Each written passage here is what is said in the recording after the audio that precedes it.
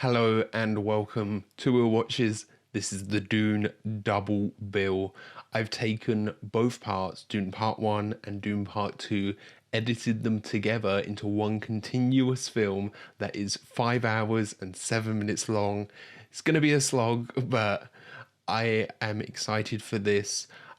I've seen I've seen Part 1 when it came out in cinemas, and I wasn't as enamored with it as most other people, but that's simply because I felt that the kind of Part 1 held it back, and I couldn't really judge it because it didn't feel thematically complete. Whereas now we've got both parts, I've seen all of the praise for Part 2, and I am excited to go into this. So yeah, I think let's just jump right in.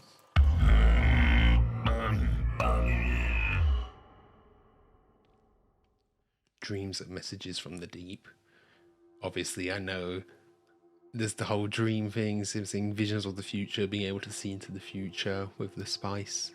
And I did see, you know, when cutting it together, I saw the first line of the second film where power over or control over spice is control over all, which makes sense. It mirroring that bit at the start there, yeah.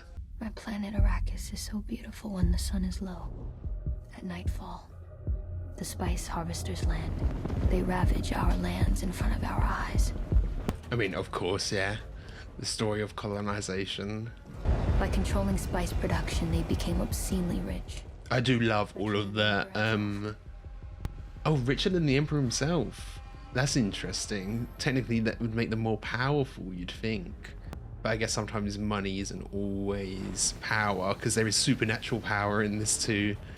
I mean, I was going to say, I do love all the production design, the design of the ships and the different races and things.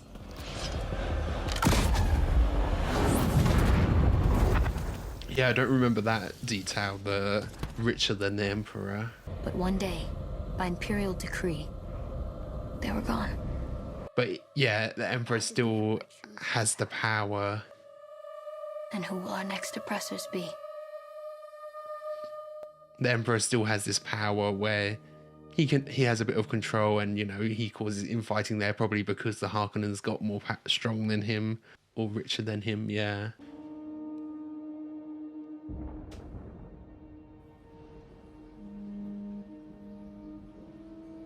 When I first watched this, I was also a bit blindsided by the Part 1 aspect, because it was advertised as just Dune the whole time. And then you get into the cinemas and I see, oh, okay, it is Part 1. Give me the water.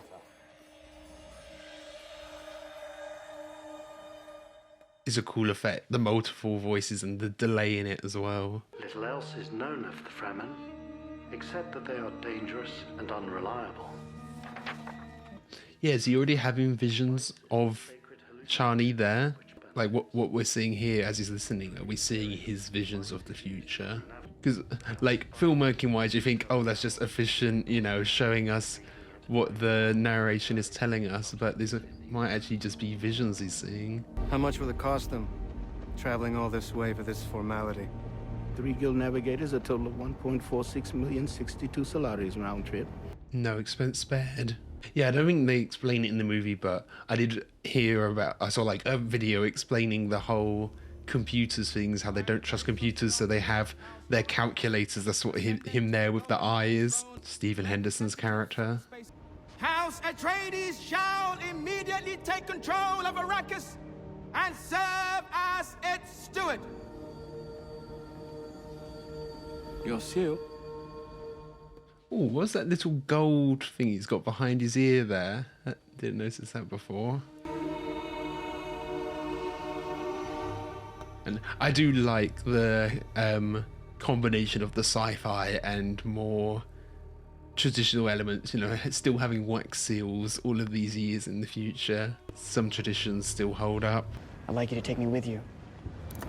You would? Duncan. You're trying to get me court-martialed. Yeah, taking one of the royals there with the advanced mission where they're checking if everything's safe. Definitely not a good idea. I saw you. With the Fremen. His dreams aren't always reliable, are they?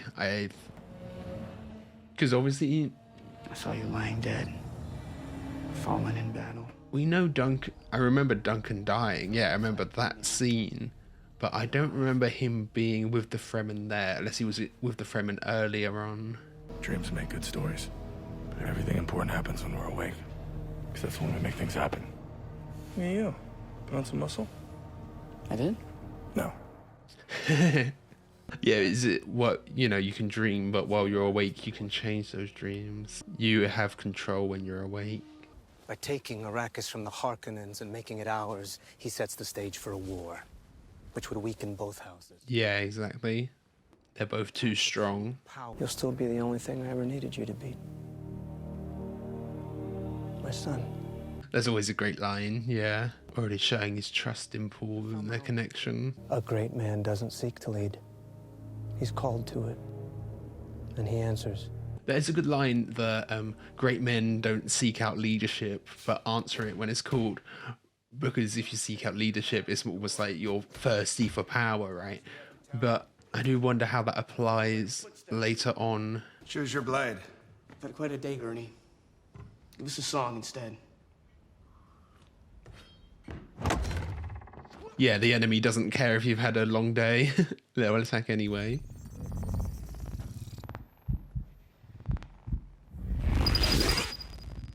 The effects of the shields are really cool. The kind of ghosting it gives. And you have to be slow to get through it. I did see the 80s version, just a clip of the kind of Minecraft cube shields they've got in that one.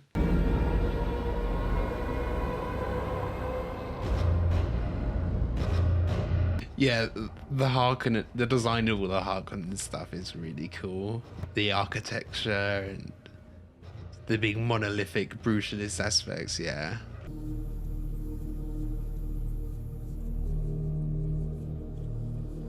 That's interesting, the bit of sign. I wonder if anyone who knows sign, is that actually what she said? Is that like, they've done it with a kind of futuristic kind of sign?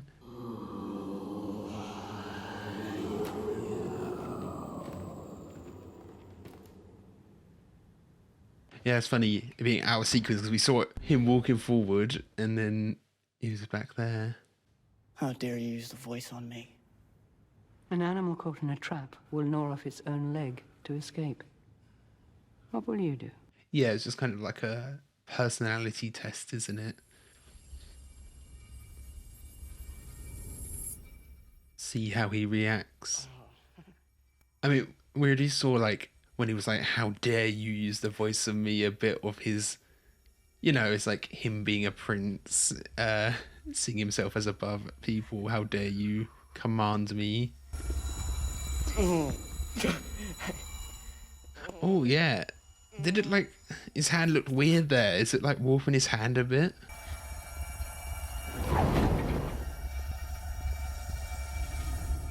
And it is giving him some visions. If you had been unable to control your impulses like an animal, we could not let you live. Yeah, he did hold his composure quite well. What, because I'm a Duke's son? Because you are Jessica's son. You have more than one birthright, boy. Yeah, the power of the Bene Gesserit and the power of House Atreides combined. You were told to bear only daughters, but you in your pride thought you could produce the Kwisatz Haderach. Was I wrong? That's like their chosen one, isn't it? But it shows a bit of her ego, thinking she'll birth the chosen one. She's kind of chosen him to be the chosen one. But like, you don't exactly choose if you're gonna have a boy or a girl, unless that's part of their power. Or do they just abort anything that's not gonna be a girl? You steer the politics of the Imperium from the shadows. I know. You don't know everything. Yeah, there's so many layers to the politics. Somebody is here. Yeah, there's some within the ranks of the Bene Gesserit who already think that's him. Oh yeah, is he kind of thinking, oh, you're only kind of using me as a tool? You birthed me for this, not because you love me as a son or wanted me as a son. Yeah.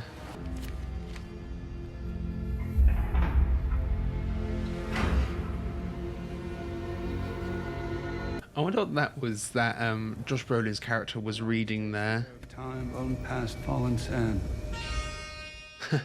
I know he did the whole gave everyone a poem on set, didn't he? But I wonder what that was. I've heard of what a Bible, but I don't know if Christianity is a thing in this, but like the equivalent of a Bible for the religions in the universe.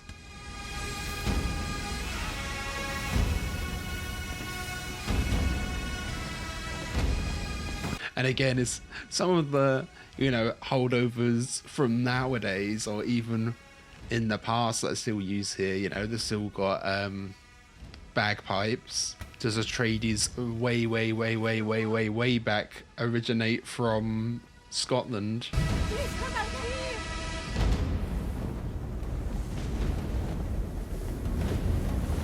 Yeah, so people that already believe he's the chosen one, but they're calling him Lisan Al Gaib, but the name that the Reverend Mother, she used a different name to refer to the one, the Bene Gesserit's one. Voice from the outer world.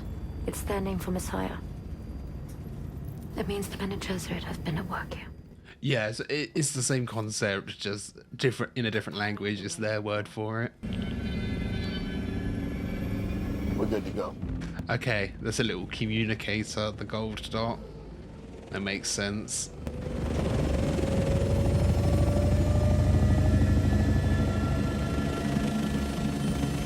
Yeah, so like I learned about the whole thing with the calculators, and there was like an artificial intelligence kind of race, and they no longer allow computers. But there must be like some level of computing that's allowed, because obviously these helicopters can't be completely analog, can they? It must mean like artificial intelligence level of computing you're not allowed. The locals call the big one the Hand of God. Yeah, it looks like a hand or a scratch. That's interesting. I wonder, there probably is a history behind that, why that's like that. Is it just a creator that formed like that, or is there some sort of history? Do you know this? Worm tooth? It's a grist knife. It looks like a tooth, doesn't it? Yeah. Yeah, it looks like it could be bone or like ivory, kind of.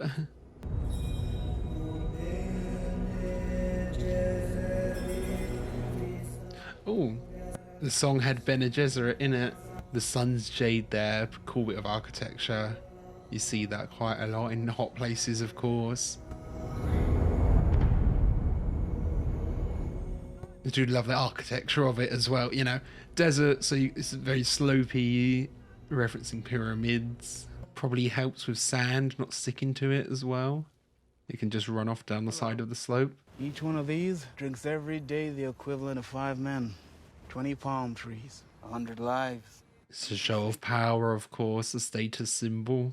The Sandwalk, a dance-like motion with irregular rhythm, which emulates the natural sounds of the desert. The trial and error to get that right, to know how to walk to emulate the sound, that must have been crazy to discover.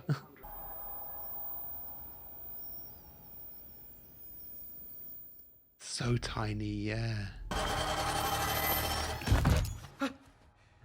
Harkonnen agent was submitted into that hole 6 weeks ago. You have my resignation. You would deprive us of your talents at this time. Yeah, make up for it. Don't abandon your post. Yeah, that's a good line that you'd deprive us of your talents now. I mean, like, how would you even find that, though? You're cemented into the wall for 6 months. Get out. It understands. Activate silence. Yeah, does the voice work? It must work on... Does it work on things that don't understand your language? Is that proving it does, or proving that that spider guy does actually understand some English? I give you my word. We will not harm them. If the Duke's son lives... No Atreides will live. But Arrakis is Arrakis.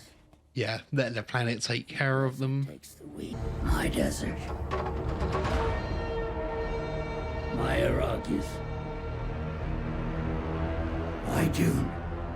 That is such a cool title drop, with him seeing the floating into the air. Let's get started. Yeah, that little moment of affection, the hand on his back, just to give Paul that reassurance. We're meant to fill every crate. Hold on. Every 25 standard days. Standard days, so there must be, yeah, a standard, because a day is different on each planet. Is that based on Earth years, Earth days? For 4 weeks, I lived with the Fremen, hidden in the desert in a community called the Siege. Stilgar, the leader of that Siege. Okay, yeah. There's that vision he had of him with the Fremen. It's just, when I was finished that, I was picturing the kind of bit at the end of this film when they're there, but I guess he was just seeing that. Hold. Thank you, Stilgar, for the gift of your body's moisture. Yeah, because moisture is so rare on the planet. Yeah, that's a cool detail. It's seen as a part of their tradition. I believe your people and mine have much to offer one another. You are outworlders. You come here for the spice, you take it, giving nothing in return. Yeah, they're here saying they'll give you a better deal than the Harkonnens, but it's all just colonialism, isn't it? It all should be theirs. With your permission, sire, I must check the integrity of your speech. Oh, it's all right.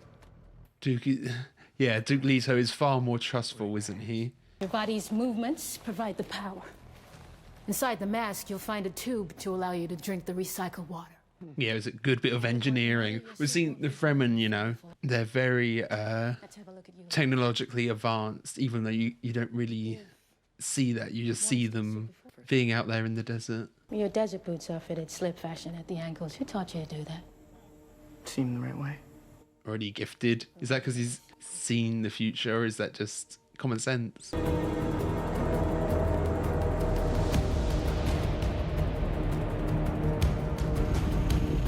Yeah, because, like, I was just saying, we see, like, their technology in terms of, like, the sand thumpers and the suits, but we never see much of their civilization in terms of, like, architecture. And, you know, they say there's billions of them, but where are they? Is that a worm?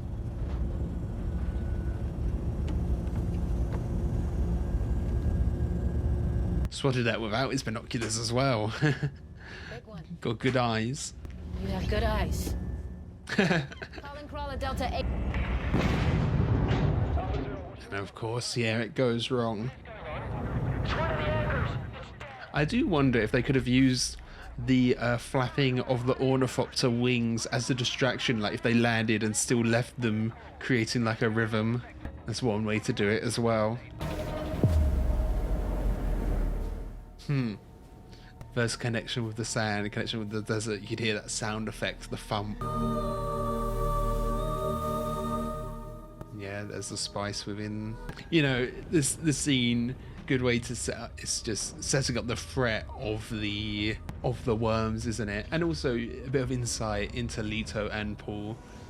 Leto willing to do the right thing to save just 21 regular people. Damn the spice! I want every man off that crawler now! Oh, must have been. Yeah, I wonder if that was all like huge sand simulations that they do that take forever on a supercomputer to calculate, or if that's partially practical sand explosions. I recognize your footsteps, old man. Get up! Oh yeah, then it's suddenly just in there. Yeah, it's the visions of the future blending into real life, isn't it? That's cool, the rippling. May his passage cleanse the world. And that is crazy. They said they can get up to 400 meters long. Are they sure they didn't mean 400 meters across? Like just that mouth opening? It's plain to see. Everything they've left us is in shambles. We've been set up to fail. Yeah, of course. Arrakis has seen men like you come and go. Take good care of your family. Yeah. To them, it's just another oppressor.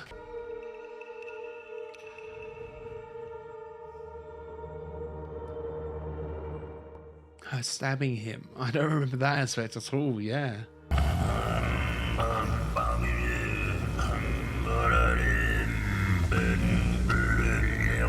The sound design of that guy is really cool. They had that in the opening, him saying about the dreams of the future. Oh wow. Sacrifice those people. Have a good night, Master Paul. Good night, Dr. Yue. Yeah, you saw that bit of hesitation with Dr. Yue as he walked out there. I remember the whole assassination aspect of it, yeah. Howard, security. Security. Comms are down. That must be so scary, like coming out your bedroom into your hallway and there just being a dead body, knowing you're being attacked in the dead of night and having no power against it. And he always just keeps his shield on him at all times.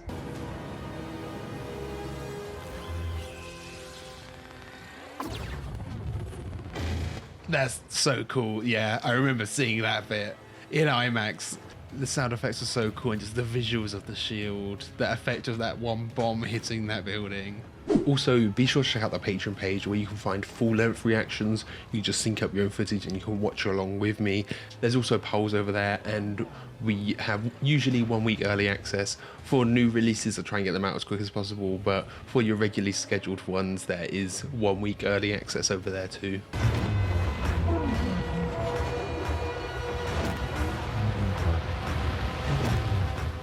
Yeah, the technology, the way Harkonnens, they kind of use balloons more in a way, is such cool details. The visual distinction between all of the different places too.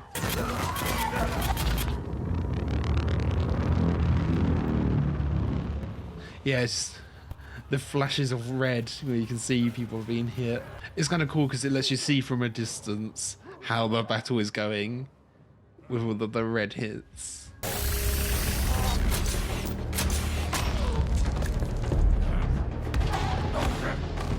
Yeah, Duncan is one of the best in the universe. They said that when the Harkonnen was getting their help. I keep forgetting Josh Brolin's character's name as well, but him and Duncan, two of the best. They name dropped them in that moment.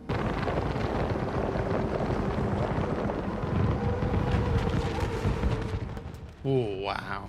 Yeah, it's raining fire, total destruction. The thing is, what is the Harkonnens' goals after this? Because if they want to take back over the planet, they're destroying their own, what they would be taking over there, you know? Oh yeah, she pointed out he's deaf. Because he can't use the voice on the deaf guy? I don't know how the mechanics of the voice work. Like, is it just the act of saying it, or is it the act of them hearing it that causes them to obey?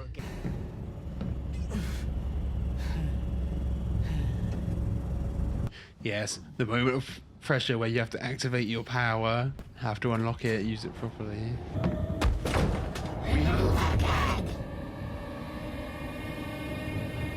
Yeah, he only needs to do it enough to get her to do it. Why did they not stay on the helicopter? I guess where would they go though? Okay. They've crippled the ship. They put all the power out as well. Okay. There is reason. I was just thinking, like, is that a plot hole? Why didn't they just stay on it? That makes sense. You have a wonderful kitchen, cousin. He refers to him as cousin there. Is that just because they're all kind of under the Emperor? Deliver my wife from her agony. Yes. Choose your words carefully though, because you could interpret that as putting her out of her misery, which I think he does anyway, doesn't he? I said I'd set her free. That you could join her. Oh. Join her in death. So join her. Lifting someone up from their hair. That's crazy. Or your son is dead, your concubine is dead. Tonight the house of Atreides falls, and your bloodline ends forever. Yeah, the assumption that Paul is dead is a kind of play on the Return of the King, that trope.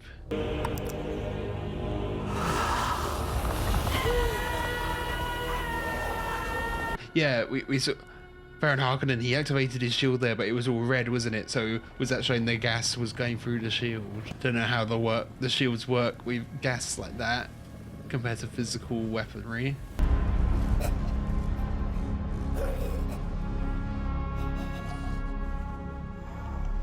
I don't know if they fully explained how the Baron survived. Is it just because he has that floating mechanism, he went up high where, you know, if the gas is denser, it's like fresher air up there. You tell the great houses of the Landsrat how we were betrayed? How the best of them were murdered?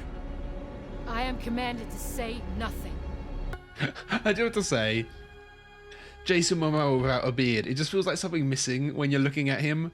You're like, something's off, and it's just, yeah, he doesn't have the full beard.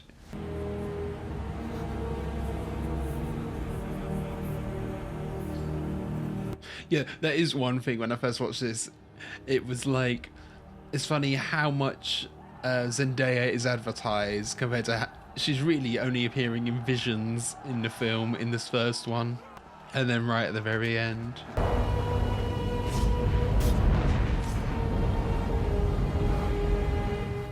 Yeah, it's just the question of how much of the visions are flexible as well.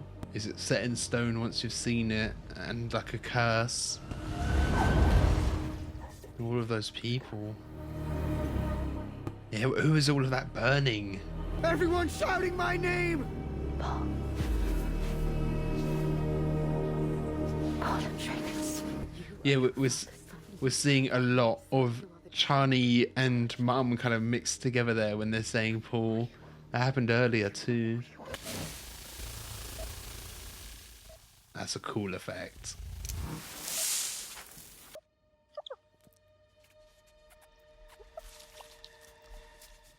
Yeah, the little mouse. That's like catching condensation or moisture on its big ears and then using it to eat, using it to drink, I mean. And this device I got there, similar look to a sandworm, isn't it, actually? And it kind of looks like a sandworm mouth. I'm so sorry. Your father. We know. My Lord Duke. He is now the Lord Duke, yeah. They were meant to tame the planet, free the water locked beneath the sands. There's water locked beneath the sands. Oh, okay. So the whole planet was going to be terraformed before they find out about the spice.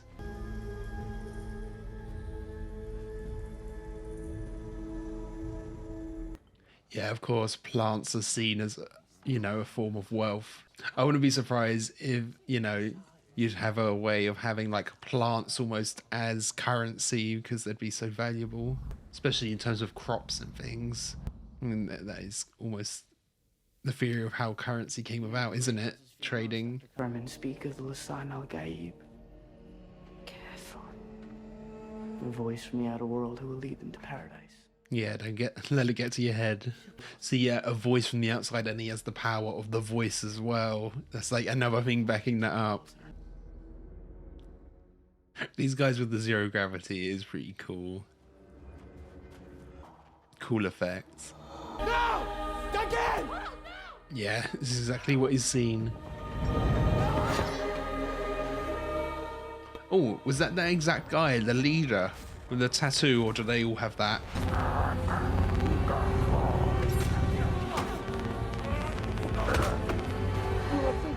They tell us so well against so many.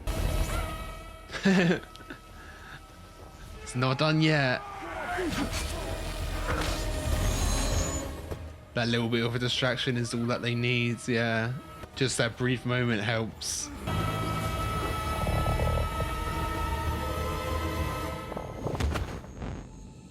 There's so much that has to happen in the film, I know, but I do wish we got a bit more Duncan before his death. To feel that death even more, see a bit more of the connection between Paul and him.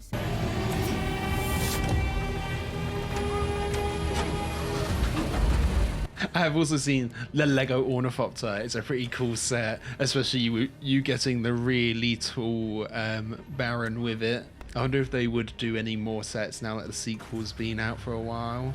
What other big set pieces could there be for it? Or like a worm, you know, build a big worm. You could do the worm and that refiner that got eaten when they tried to save all those people.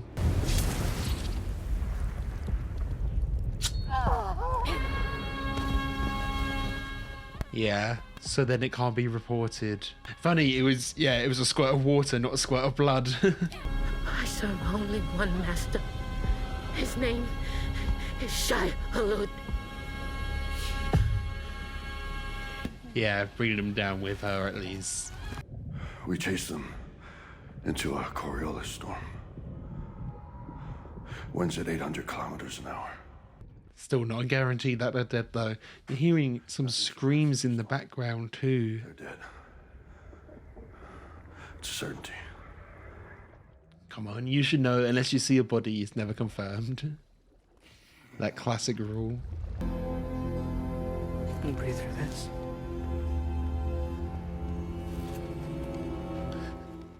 Still suits aren't for mouth breathers then. The siege, where Duncan lived. Somewhere off that way. Yeah, they can use their connection to Duncan. Yeah, right. Okay, follow me. Do the same moves. Yeah, we are seeing him become much more like taking charge here, but taking leadership here.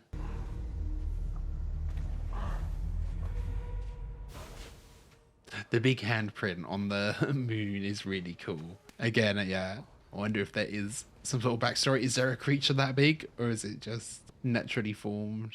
Or is there, like, in their culture, they believe in a creature that big? You know, there's a legend of a creature that caused that. Yeah, there we go. The first proper full-on view of the sandworm that we get.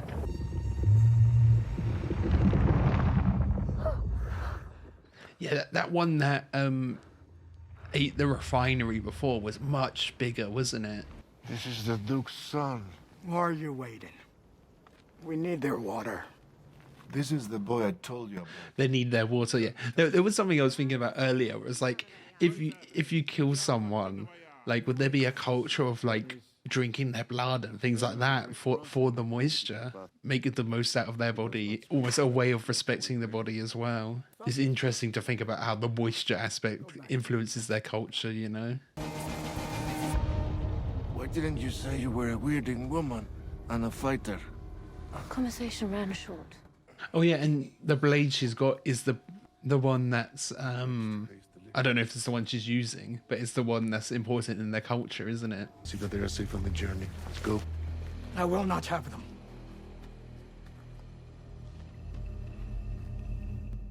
But he knows he will become a friend later, yeah. Already seeing the battle ahead. Oh, he gets stabbed though, yeah. But, you know, at a certain point, your power of he must die for the real chosen one to come. But, you know, at a certain point with the power of seeing the future, once it's developed so much, you are just untouchable, aren't you? If you can fully master and control it. Or is that Paul Atreides must die for the chosen one to be born?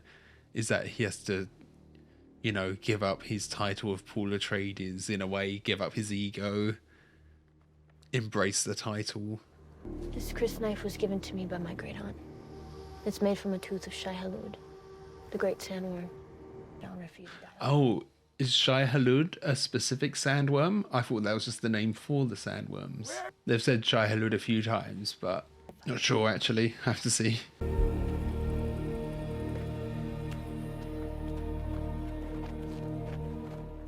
I actually don't remember the outcome of this. Obviously, Paul can't die, but does he kill it? For some reason, I think he kills him. But if he does, then there's the visions he's had of him.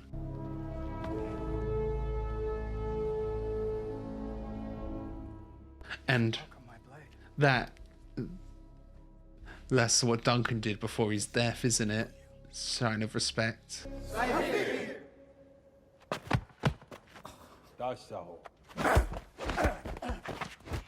And no shields to protect you in this fight too. fast, the boy doesn't know our rules. There's no yielding. Yeah, no such thing as yielding. This will be his first time taking a life as well, won't it? Paul has never killed a man. Yeah, okay, there we go. Confirmed it for me. It's a big step for him to take, but also, like, if you're going to be a leader or an emperor, probably need blood on your hands to know what it's like to be able to command people to kill as well on your behalf. You're going to get blood on your hands either way.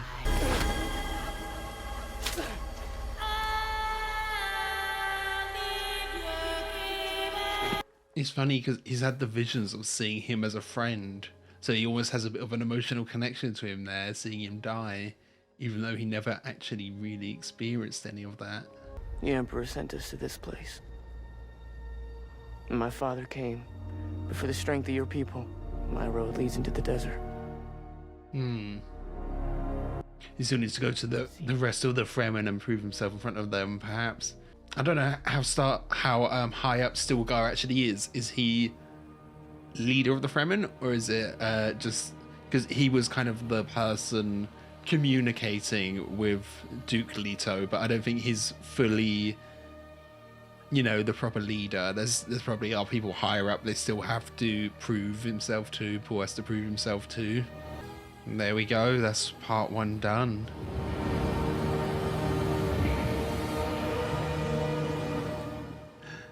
Seeing some sandworm riding, yeah.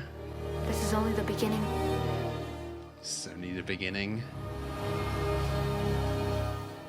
Yeah, well, the outro goes here, and we get the studio title cards for the second film.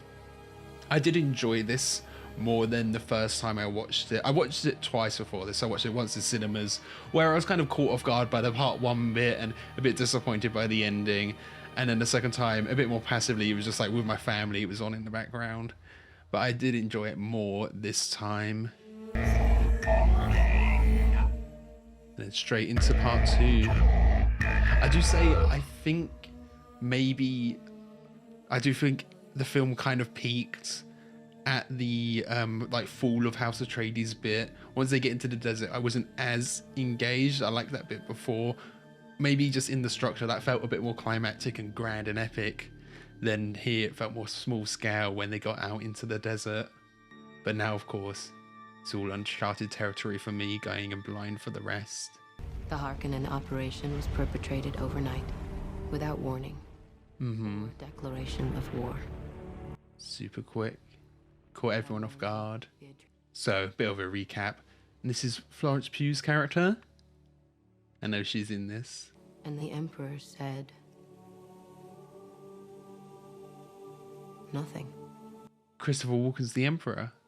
I know it's a different planet, but you've got all of the plants around him, and on Arrakis, of course, plants are a symbol of wealth, aren't they? It's like a Garden of Eden he's got there.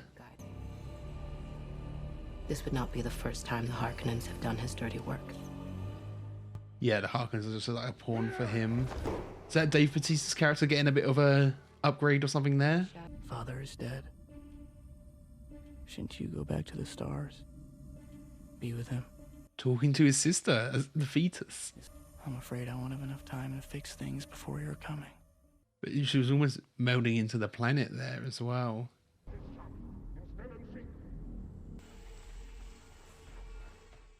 Oh, there's leaving his body behind. So yeah, pretty much right after what happened in the last one. You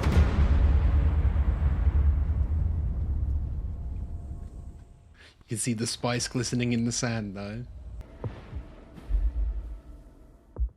Oh. Thumper. Someone set one off.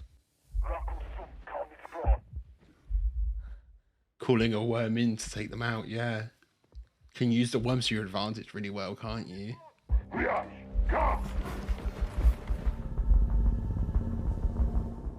Oh, okay, they are just like on a little island here, basically. Oh. They've got the anti-gravity tech too. That's pretty cool, yeah. It's like when you're a kid swimming and you're like pulling yourself across the bottom of the pool like that.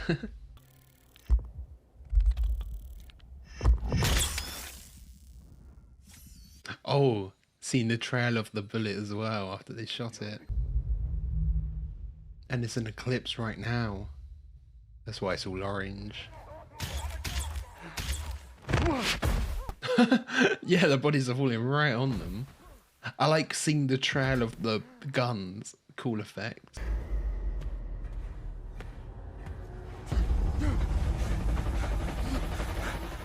Does he not have any other weapons? Nice. It had to have a bit of action to start it all off. Is that Mum? Yeah, it is. Okay. Quite brutal though, actually. You okay? Yeah. How about her?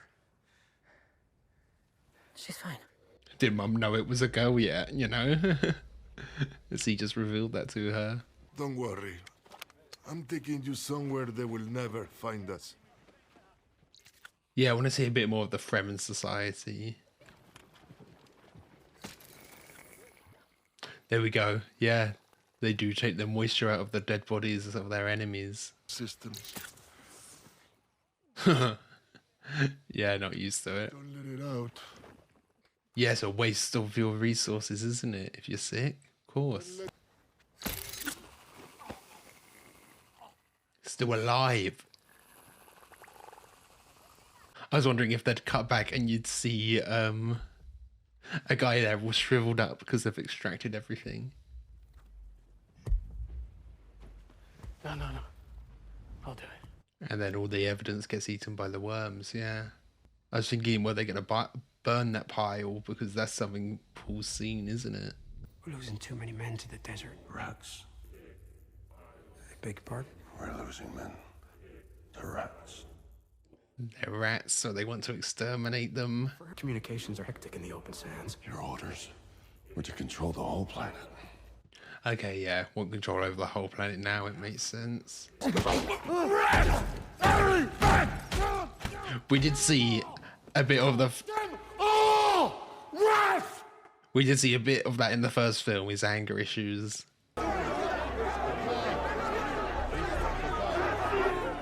Okay, yeah. They're not convinced he's the listener, Gabe. Okay, yeah, of course, he killed Jamis as well. But surely they would have heard that it was like an honourable battle. Is it not a little disrespectful to Jamis?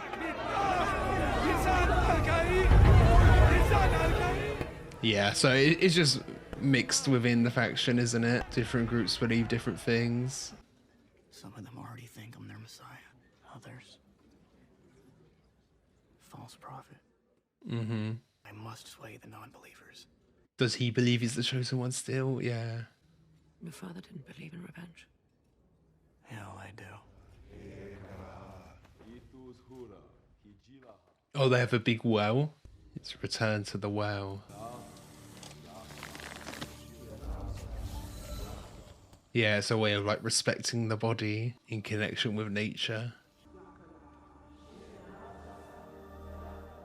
Yeah, it's a big old pool they have. Wow, shows their wealth. None of us, even dying of thirst, would ever drink this water. This is Okay. A sacred water, yeah. It's like the water of all of the dead. Like an ancestral water in a way. You believe in Paul. There are signs. He's not fully convinced yet, but he's seen the signs. What if I would refuse? Then he's not listening, Gabe. Yeah, exactly. So they think Paul will bring back like a green paradise. But is that really his plan? He just wants revenge. I think you should feel honored. Well, it was a choice between this or death, so, forgive me if I'm not flattered. How does one become a reverend mother? Yeah, is there some sort of trial she has to go through? You don't believe in the Lisan al-Gaib? We believe in Fremen. Bilal Kaifa. Yeah, believes in their own. They've got more agency, yeah. Vig.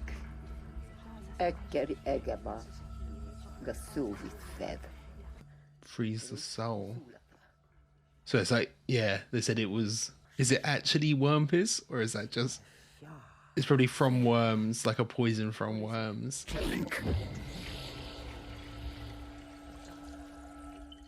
If you survive, you can carry on, I guess.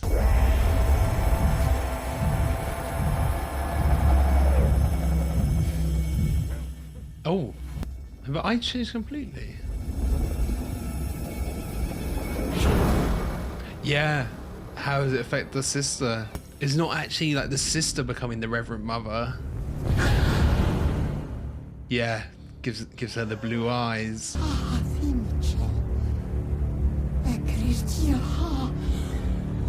What does that mean? Let me fight beside you. That's all I'm asking.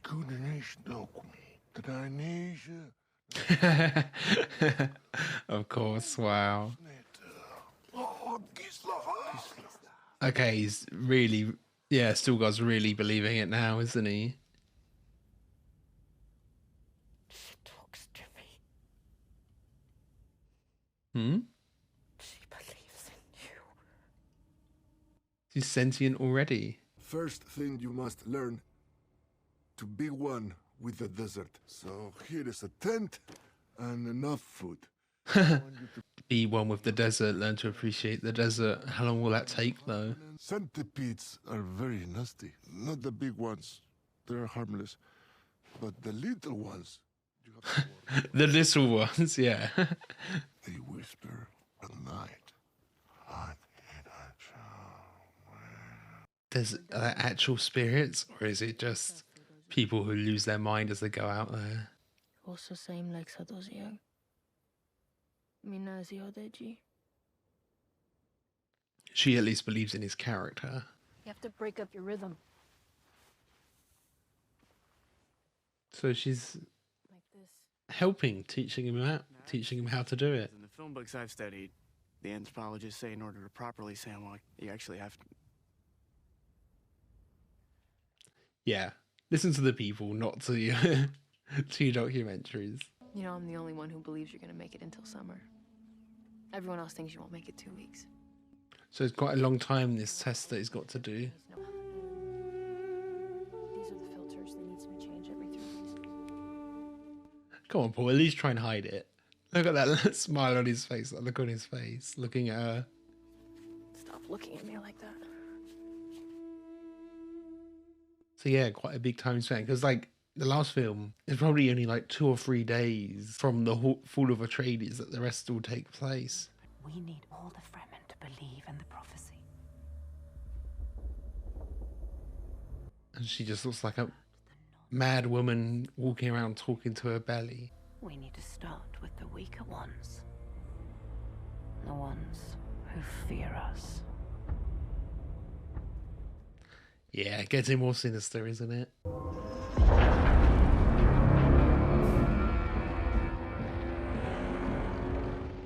That's Harkonnen tech, yeah. Is it all a trap then? We've seen them come out the sand when fighting before, haven't we?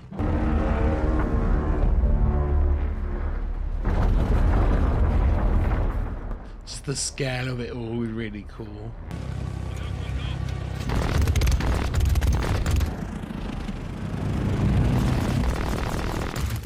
That's cool, like a Gatling gun, almost like a spray though. It's always cool seeing, yeah, the tech and the weapons. How it's still just advancements of things that we have at the moment. War doesn't change. Chani! Yeah. Take out the tread on the tank as well. The shield will only open when it fires. I know that. What do you think I'm trying to do? I'll trigger it on my signal. Okay, he acts as a distraction. We have seen things get through shields, like those bombs before that. They're gonna hit it and then slowly, but I think that's just gravity helping them. So doing it from below probably doesn't help.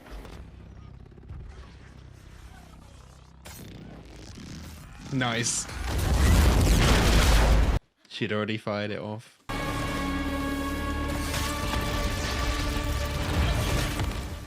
Where were they? They could have helped take down the helicopter, surely. Or just done that from the start? Of course, for the believers, this is more evidence. Then I will go further north.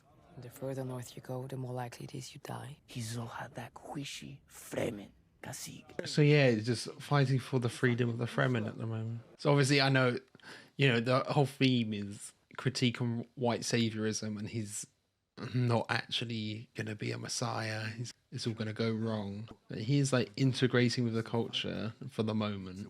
The constellation that points to the North Star we call Muad'Dib, the one who points the way. That is a powerful name. Named himself after a little desert mouse. Surprised it wasn't the bull, because that's the whole thing with the House of Atreides, isn't it? The granddad with the bull, and had the bull taxidermied up. Look, right there, Spice. Arrakis is so beautiful when the sun is low. Oh, there we go, from the first film, yeah. Where you're from, does water really fall from the sky? Oh, yes. That must sound crazy to them. It's like on some planet, isn't there like diamonds in the sky or something? Rains diamonds or something. What's valuable for one planet isn't for another. Maybe I'll show you the way.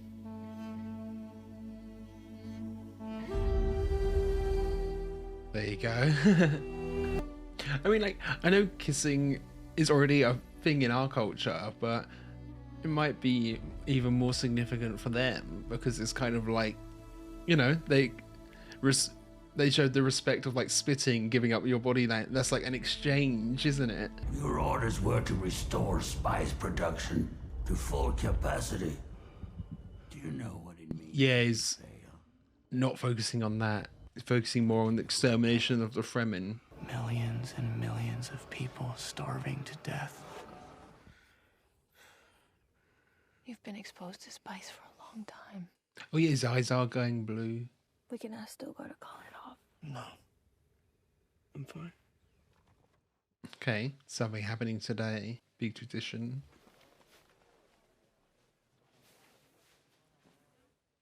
Oh, he's teaching him to ride the worms, yeah. I saw she's got a blue headband there. I wonder if, because the blue of the eyes, blue is important in their culture too.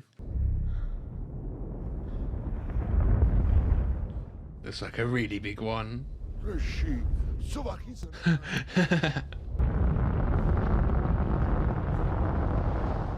It's coming in quick, yeah, so fast.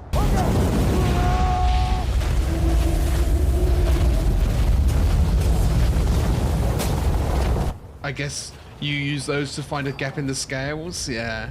How do you control it though, left and right? Because Stilgar was like fully controlling it, wasn't he?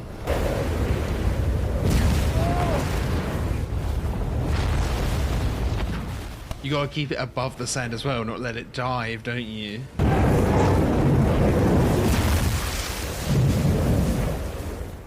Hard to see what's happening with all of the, all of the sand. Oh, the music, yeah. And obviously extra impressive with the size of the one that he managed to ride.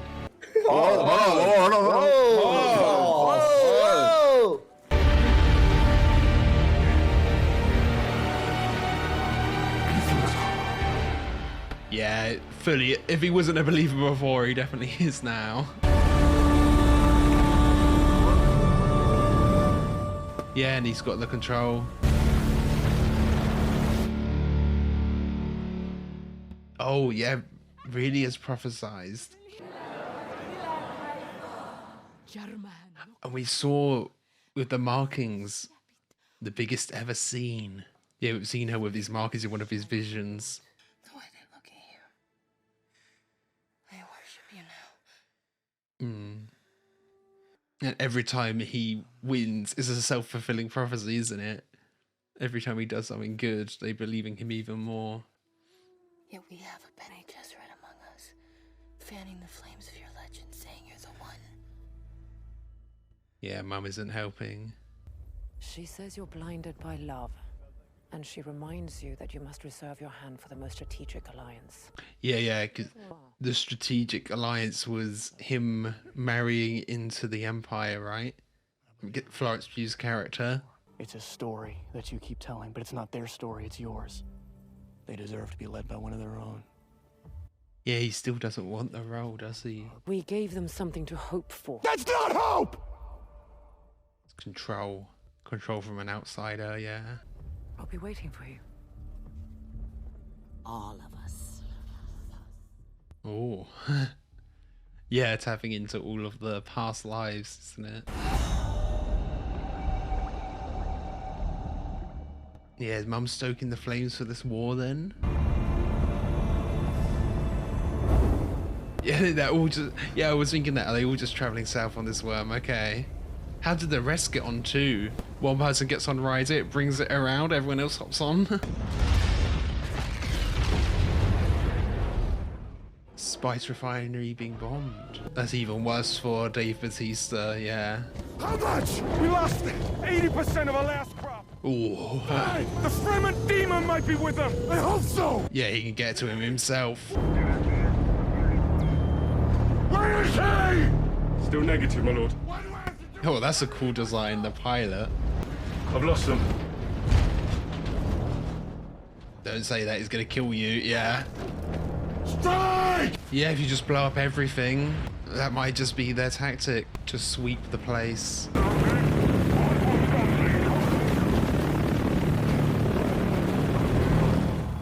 He not wear a helmet at all then. Easier to keep track of what one's him, of course. Muad'Dib! Show yourself! It's moving in the dark, yeah. Oh, he's running after all of that. What a little bitch. Just turn and run. All of that talk, really?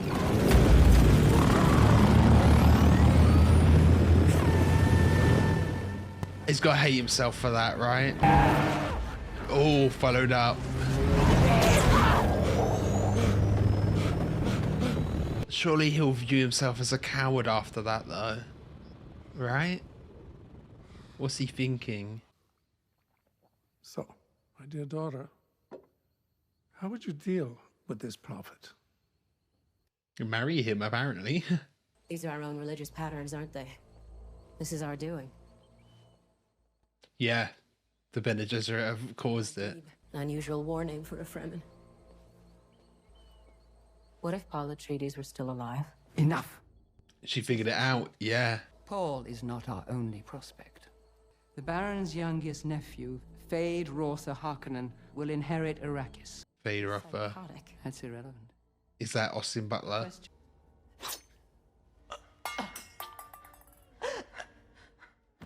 Oh. I thought he was going to test it on the guy delivering them, yeah.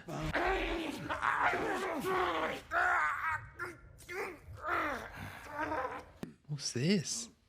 That's not a Harkonnen, that's just a regular human.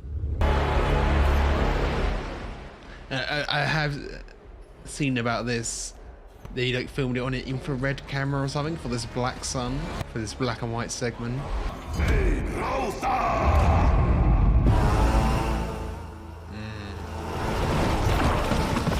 So many cool effects. I don't even know what that was up there.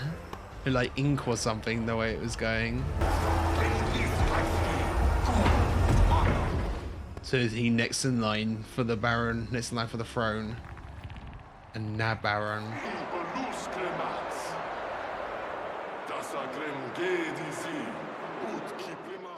Yeah, not exactly going to put up a challenge, are they? Already limping. It's a long video, so I'm plugging the page and tries. There is also some exclusive Studio Ghibli reactions over there. And I want to start doing some of the Japanese Godzilla films over there too.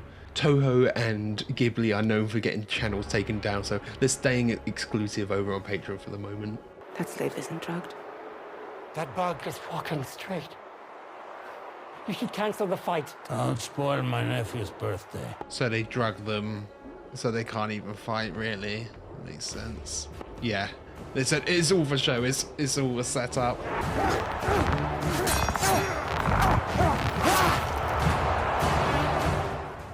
But this last one might put up a bit of a challenge. Happy birthday. That's his gift. They gave him a challenge, yeah.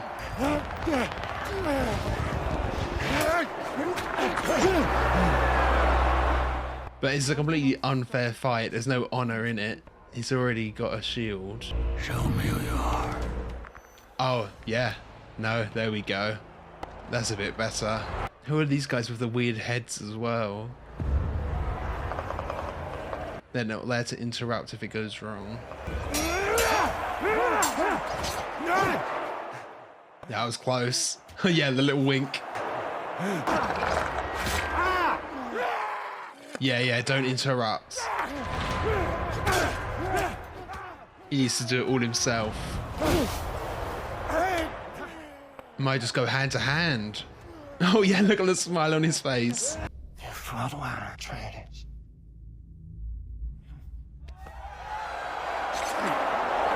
I thought he was going to say thank you there. It kind of was in a way, wasn't it?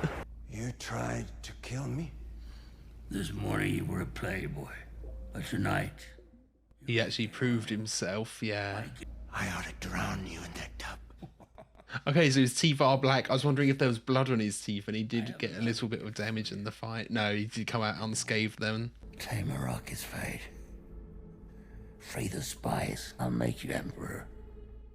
Make you emperor? Okay, he's going for the throne as well. The emperor helped me destroy their traitors. He lent his own army to the cause. A serious crime. Yeah. They've got plenty of ammo to use against him. See, is the holy war that's they're prophesizing. Very cool fireworks. I love that effect. Is the holy war they're prophesizing this war that's going to form from them, you know, losing faith in the emperor, or is that a separate holy war that's only on Arrakis, happening in the south? Because like an intergalactic war is much more bloodshed than just what would happen on Arrakis.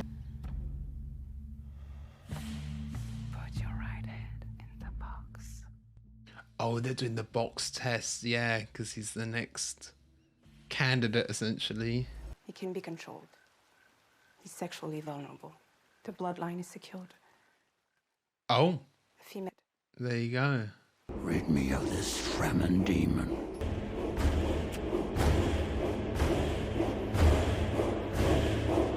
Yeah, that look to camera, he just looks right down the barrel. So yeah, he's going to be confronting Paul eventually. I mean, I still don't know the name. Dave Bautista's character, he was already a loose cannon enough, but Fred Rafa, he's really going to be. Save me from these utter morons, another world. Oh. Another land. We're in. Is he going to bump into Paul? He assumes that he's dead.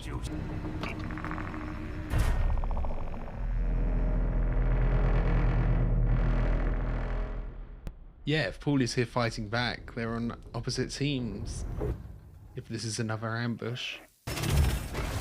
What is that? Is it magnetic or something? The way it was moving like that. What is that? A new type of weapon.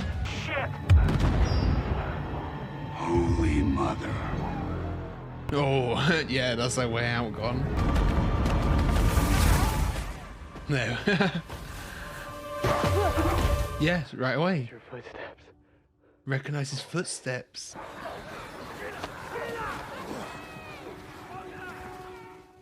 What the hell does he think of it? Yeah. Are they not killing them? Just restraining them? You young pup. You young pup. Okay, so it is... Yeah, them reuniting it is actually a good one. Since Muad'Dib's been driving Raban crazy, the smuggling business has been quite profitable. Oh, he's always acting as a third party, as a smuggler? How many men with you? 200. 200? You can achieve more than this, is what he's saying. Yeah, okay. Said there were millions of them. In the deep south. Yes. Well, what are you waiting for? So when they said the Deep South is uninhabitable, did they just mean because there's so many Fremen there? Muad'Dib, the prophet. Why is that a bad thing? Use it. It's not that simple. You have the power. Yeah, he's still rejecting the title. He's just trying to do what he can to avoid the war. Your path leads to war. You know that. Is telling him to embrace war? Is he just whatever path he takes, war is going to be there? I know where your father hid the family atomics.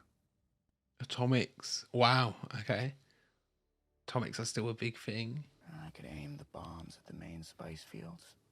He who can destroy a thing has the real control of it. I don't think Gurney being here, yeah, I think that ends up being a good thing then. Pushing him into war. Yeah, Gurney was very war heavy, wasn't he? Combat heavy. It's like when all you have is a hammer for him, isn't it? That old saying. The 92 original Atreides family's atomic warheads. 92. How do they have the resources to actually launch them and stuff, though? They must do. They wouldn't suggest it if they didn't. Year 10,191. 8th comet. That's cool, etching it on. Spreading word of the imminent arrival of the Lisan al-Gaib, the voice from the outer world. So yeah, they've just got millions of believers in the south ready for them. Everything points to the escalation of war. A mini sandworm? A baby one? Yeah, what purpose do they keep one here?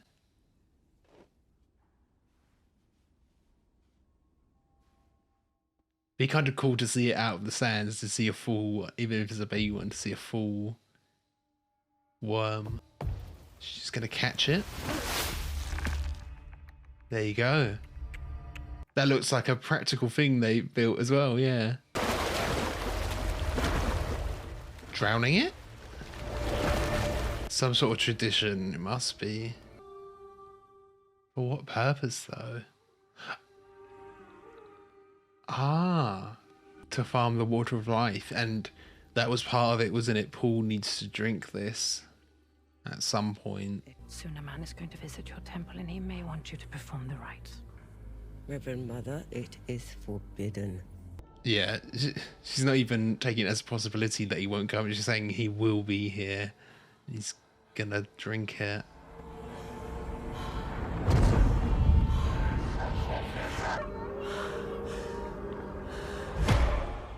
Dreams of the nuke.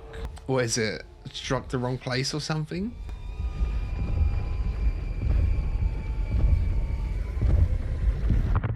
Oh wow. Yeah, of course. Burn her face. What the hell? Is this Frayed Ruffer's doing? He's gonna be more lethal. This is like directly what he saw, yeah. Yeah. Now that Frayed Ruffer's in charge, he's just going for all of it. Wow. How did he find, yeah, where their like main hideout? That's the sacred water gone. What are you doing here? It's early morning. What are you doing here? He's no longer in control, yeah. Eviscerator! You humiliated me. Yeah, for running. He saw Muad'Dib in person and ran. No honor. They didn't even engage on the ground, like honorable fighters. Does the sex excite you? Yeah, he's such a hypocrite. They're saying he respects honor, but he doesn't at all, does he? Tahiri Hurama. Muad'Dib. Tamakshi.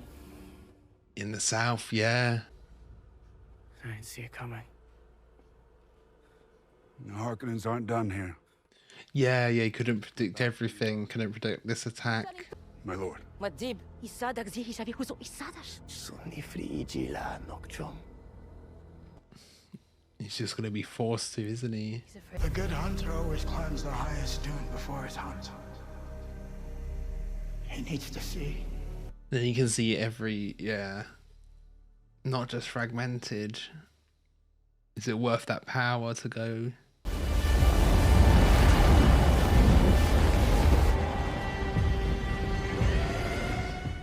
That's quite cool imagery, yeah, all of them going at once. But Paul's embracing it.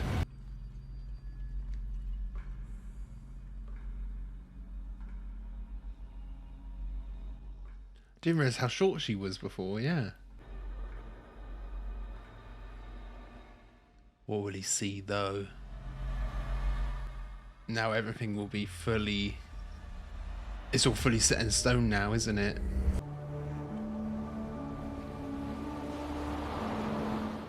Oh, a beach. Is that part of revitalizing Arrakis? Come. You'll now learn the truth about our family. And your Taylor-Joy in the future is the sister.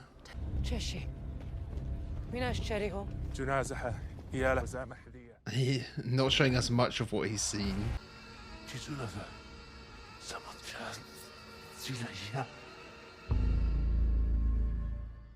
Oh, she's the Desert Spring. Yeah, it's far more sinister now. He's just embraced it. She'll come to understand. I've seen it. You can see. He's seen everything. See possible futures all at once. Our enemies are all around us. Okay, so you can see multiple possibilities. But I do see a way. There is a narrow way through. Try and toe the line. You are the daughter of Baron Vladimir Harkonnen. Did my father know? Okay, so the cousin bit, yeah, that was true. They hinted to that in the first. Is she being planted by the Baron somehow? All according to plan. So this is how we'll survive. By being Harkonnens. Embracing the Harkonnen side of them as well? Does that give him a birthright to the throne though? Could he become the next Baron as well as the Listen Al Gaib, as well as the Emperor? He's just got every title there is.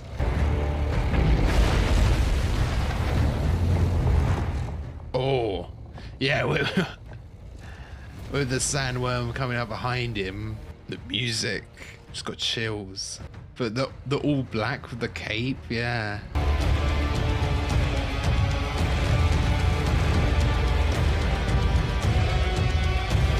So you can see maybe one good way forward though. He's trying to thread the needle basically to force that reality. There's so many people, wow. This prophecy is how they enslave us, how they dominate. Yeah, Chani seems to be the only one fighting this. You think I'm stupid enough to deprive myself of the best of us? That's the exact thing that Dad says, yeah. I'm pointing the way! It's just disrespecting all the culture as well though. You know, before he was assimilating into it, but he knows this is the way to do it.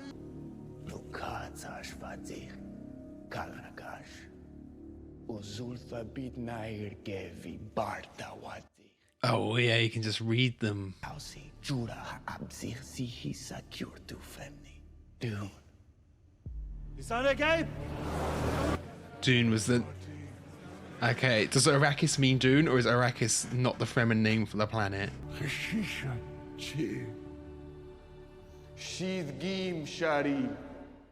The green paradise they were promised, yeah. Is that what he actually sees, or is that just what he's telling them? I am Paul Muad'Dib Atreides, Duke of Arrakis! Nelisan al-Gaib! Ruin Demon Aruk!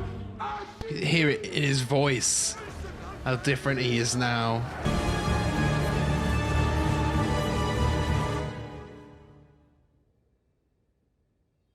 Proof that he's alive, yeah. The ultimate power. For 90 generations, we have supervised House Atreides.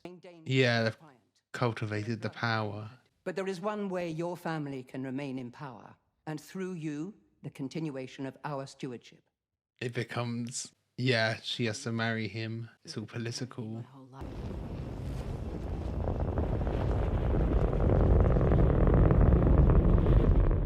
So, he said he's challenged the Emperor. What does that mean? Like, to a physical fight? Because obviously, Emperor's much older now.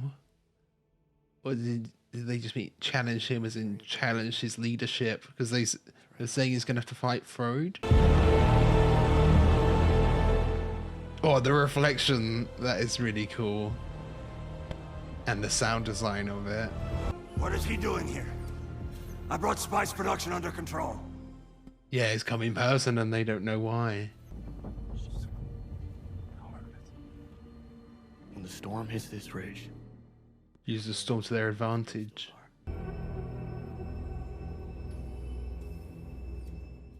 Yes, rarely we see the Baron bow. Rarely we see him touch the ground. He's a madman. Mad? All Fremen are mad. That's all you know. I mean, you might know deep down that it's Paul. Your Majesty, the sandstorm that's approaching threatens the integrity of our shields. Okay, they know it's the truth from their perspective. I wasn't aware of this. I swear to you, I wasn't aware of any of this. Okay, not just strike him down, just cut him off of his life support. They didn't reveal that it was Paul though, because Emperor knows it's Paul from the signet.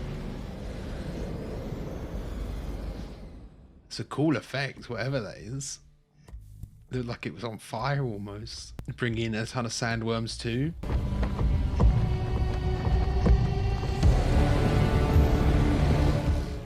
That does look really cool. Fire! So many of them. Wait, well, those the nukes. Firing them off somewhere.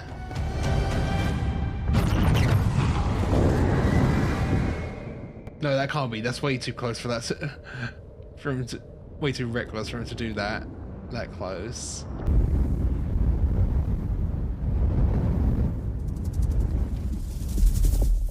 Yeah, it's a sandworm. I thought it sounded like it.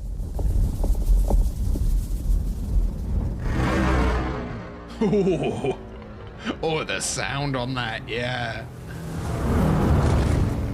There's no fighting that, just run. Yeah, if your enemy's coming in on a sandworm, what do you do?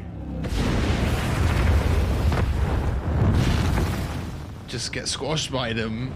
Yeah, the Fremen are so powerful. The power of the desert, as they say. You can harness the sandworms.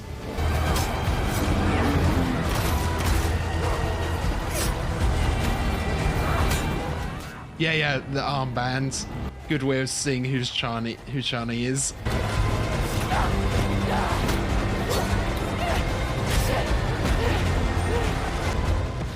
See, didn't we see that same choreography with Paul doing it as a vision in the first? Especially the kind of turn and look to camera. I was just thinking earlier as well, you know, they've got the voice. Does the voice work on the Emperor? Emperor's, you know, Emperor above all, but I don't know.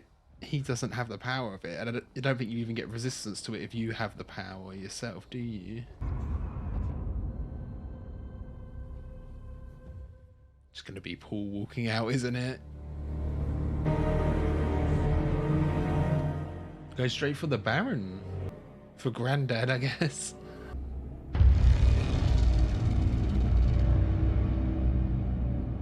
He just kind of let it happen, though. Give the Baron's body to the desert. That's the revenge for the Fremen. Okay. We just went in there, gave the instructions, and then shows how much power he has over them, really.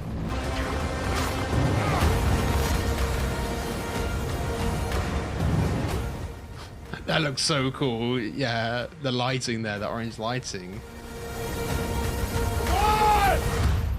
Don't run away again. Yeah, stay and fight this time.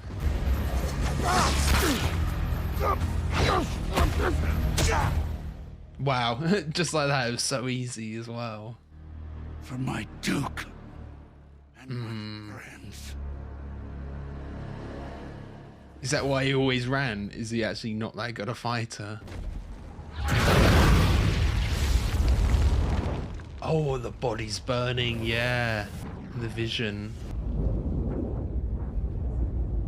Warships. The great houses. Oh, all of the other houses have come, of course. So all the houses here at once, with the Emperor here too.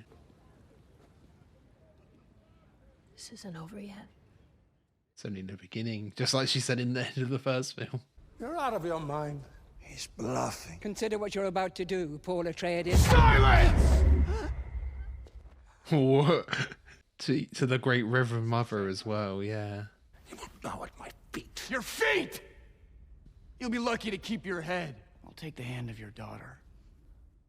And that's why he said, I love you to Chani before. But you have to answer for my father. So he's basically holding the universe's spice hostage. He was a man who believed in the rules of the heart. But the heart is not meant to rule. I need a blade. Except mine. Fights on his behalf, okay. Yeah, they had to clash somehow. Why does he take such risks? Muad'Dib leads the way. Leads through action, yeah. I'm happy to finally meet you. Cousin. Cousin. Is that right? Yeah, he didn't know. Oh. May thy knife chip and shatter. May thy knife chip and shatter. That's what Jairus said, isn't it? They'll throw back to that. I mean, depending on the level of future sight he has, Paul would never lose a fight, would he?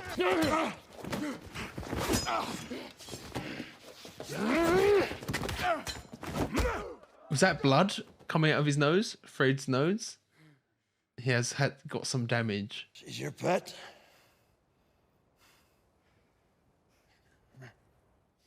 I thought his whole thing was fighting with honor, yeah.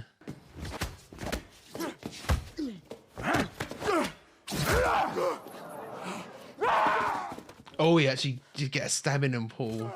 Doesn't mean he's lost, though.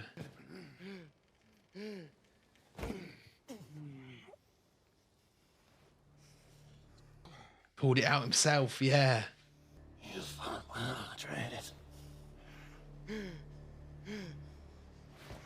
I was kind of thinking, what if Paul did actually die there? Like, is there a vision he saw of the future where he knows he has to die for it to be the best outcome? The life debt has been paid. Spare my father now and I will be your willing bride. The throne will be yours. So he just gets off not scot-free, but with his life. Oh, kiss the ring, wow. Kneel before me, yeah. I didn't know that was what he meant.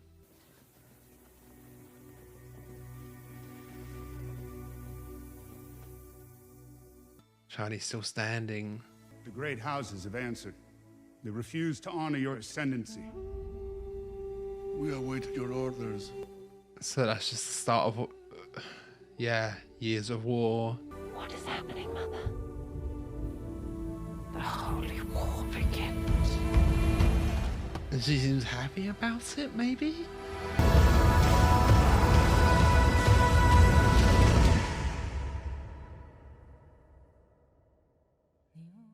It just ends on that.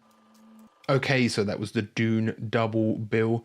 Even though, you know, that was 5 hours, that was a long one, I am glad I did it this way because there's a lot of things that I picked up on the rewatch of part 1 that also helped inform some stuff in part 2, like the Chris knife, you know, seeing that and how it's Wormtooth and how it is important to their culture. And like, there's a few moments where like, Freydraffer, he has taken someone's Chris knife and I thought they were about to stab them with it, but he didn't end up doing that. He ended up shooting them, but I was like, well, if he did stab them with a Chris knife, that would be like more disrespectful to the culture, you know. A few things you pick up there and kind of the nuance of the Emperor's motivations. Like, I obviously remembered the Emperor trying to break down the power of the Atreides and the Harkonnen and get them to fight each other, but the exact detail of the Harkonnen actually being richer than the Emperor himself, that was something I wouldn't have remembered or wouldn't have realised. And there's like a few things like Jamis having his melee knife chip and shatter, which Paul later references, and Arrakis is so beautiful when the sun is low, that being referenced later on as well. I think at one point Paul even re-says the line that Duke Leto said to Stephen Henderson's character, like, you would deprive us of your talents at this time, showing that Paul is kind of trying to emulate his father. So, you know, there's a lot of details there that I probably wouldn't have remembered, so I am glad that I did do the rewatch. One connection that I thought about, which I don't know why I hadn't made the connection before, even with part one, is Denis Villeneuve and the kind of future sight, because that is a theme that came up in another adaptation he did in Arrival. That is another film, like, if you can see into the future, how much free will do you have? And that's, I think, something I'll get into here. And you know, that was a very similar theme in Arrival, but I feel like that was a more positive spin on it, where it was Louise embracing what will happen because there isn't much she could change. But here it is slightly different. It's funny that that's come up in two different adaptations that Villeneuve has done, and I do wonder if that is something that particularly fascinates him. And yeah, the end there, it looks like it might be setting up Chani to kind of be the new hero. Like, the way it's framed, it's almost like she's the hero, Paul's the villain. And I know the next film or the next bit in the series is called Dune Messiah.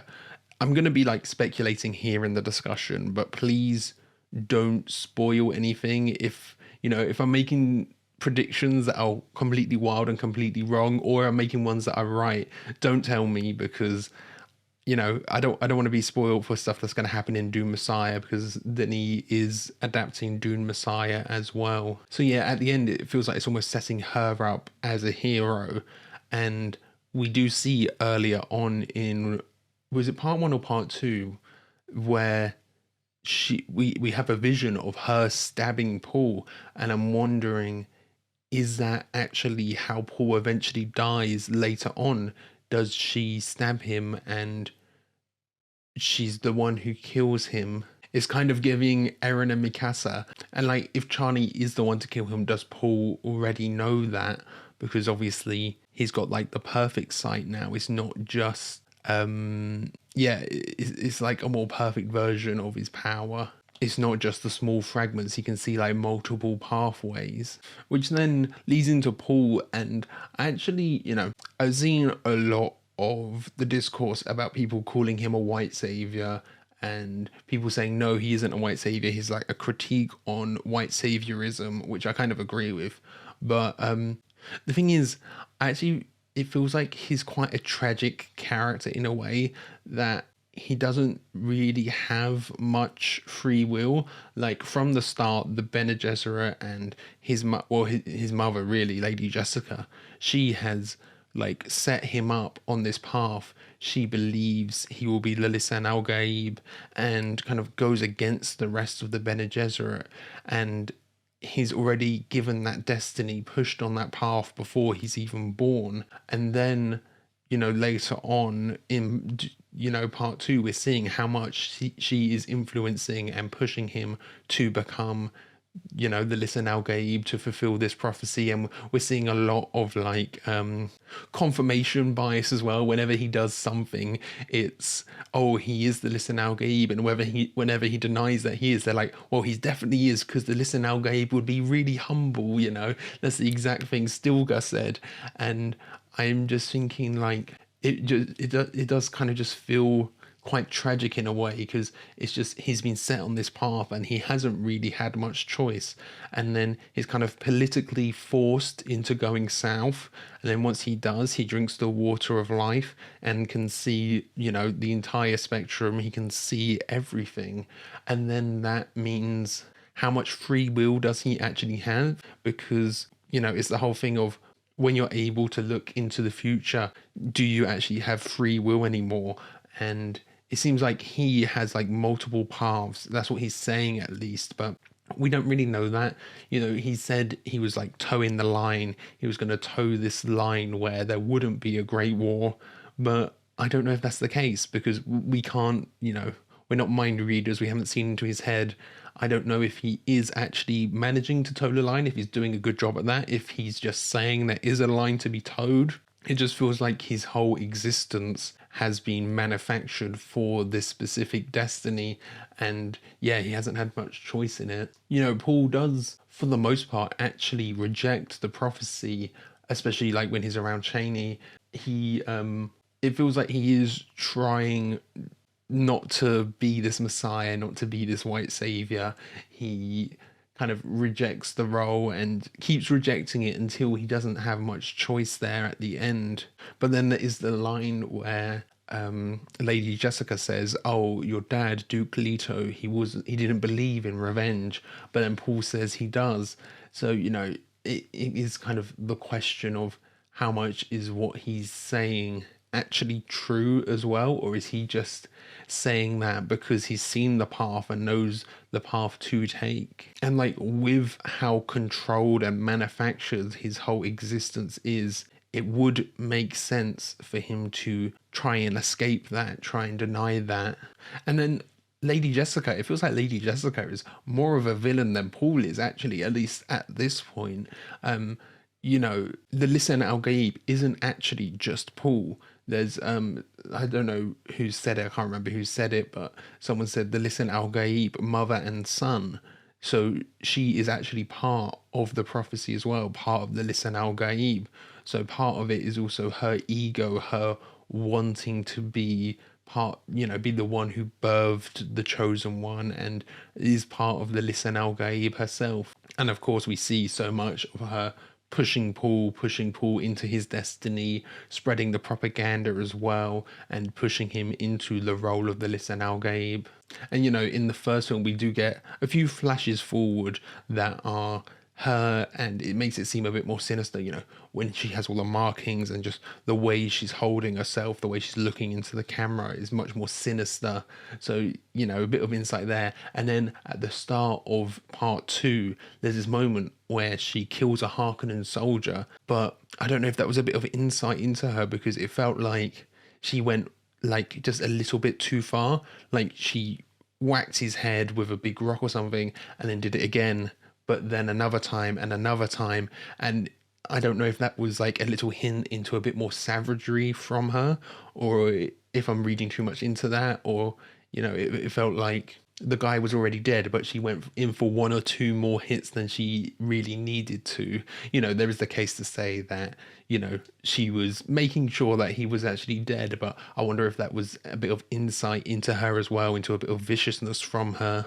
And then as we're on the topic of Paul's parents, let's talk about Duke Leto, who we lost in the first film, so isn't that much of a focus as you're getting into part 2, but I think his presence can still be felt. He actually quite reminds me of Thors from Vinland Saga. I feel like Duke Leto was a good person. He had good intentions at least, and it feels similar to Thors, where it's a father who has good intention and is trying to raise a good son, but is taken before they can actually fully raise their son, and maybe the son takes some of the wrong lessons from their teachings as well.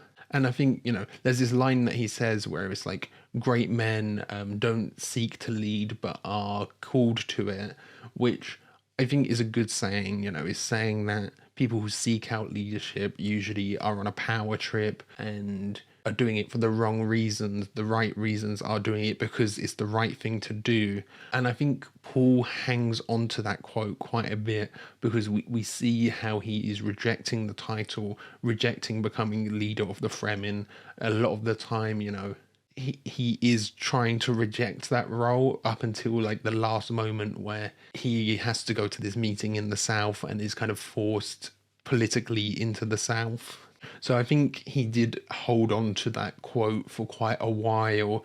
And then we have the Emperor, and the Emperor kind of disagreeing with that, or disagreeing with like Leto being a good man, or he's at least calling Leto a bit naive, which I do agree with. He was kind of out of his depth, and it was obvious what the Emperor was doing. He knew it as well, but his whole idea was, well, let's get there and we can try and work it in our own way and make it work. And there probably was a path here if the Harkonnens didn't attack, where they got Spice up and running again and got even more powerful than they were. But he should have known that it was a trap and it was all set up by the Emperor and there wasn't really a way out of it. I think the Emperor kind of took advantage of his personality about of his kind of goodwill in a way. He seems rather optimistic, which isn't necessarily a bad thing, but I think it made him a little bit naive. And the thing is, him going to Arrakis, he is still like a colonial oppressor, you know, having the Harkonnens gone, even having Duke Leto say, you know, we're going to treat the Fremen better, we're going to make a deal with them, work with them better, is still not your planet, it's still not your land. He is still an outsider coming in and taking advantage of them. You know, best case scenario would be the Fremen got control of the planet, got control of all of the spice, and were able to trade it. But now it's like, the end is like the Fremen actually becoming part of Paul's army, and actually kind of the Fremen going out and oppressing more rather than them just staying on Arrakis and building their own wealth on Arrakis. That's what it seems like at the end there, what would be happening into the future, because we have, you know, quite a few references to the Fremen being great soldiers, being some of the best in the kind of galaxy. We have that from Duncan Idaho, you know, he says it's the closest he's ever come to death. And we have like random Fremen, I'm not sure on her name. There's the one who was friends with Chani, who we see with Chani and Paul quite a lot. She was killed by Fred Ruffer, but Fred Ruffer, before he killed her, he was like, oh, you know, you've killed 9 of my men, you know, it's a 9-to-1 ratio. That's really impressive. So we see they are very strong. So Paul uses that to his advantage in this future holy war. And then with Paul being the chosen one, I was kind of thinking, is he actually the chosen one? Obviously, we've heard like, oh, there's other candidates with Fred Raffa.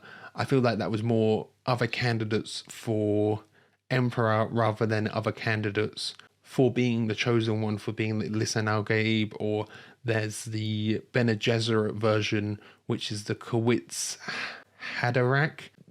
Sorry if I'm getting that a bit wrong, but the Kowitz Haderach and the Lisan Al Gaib.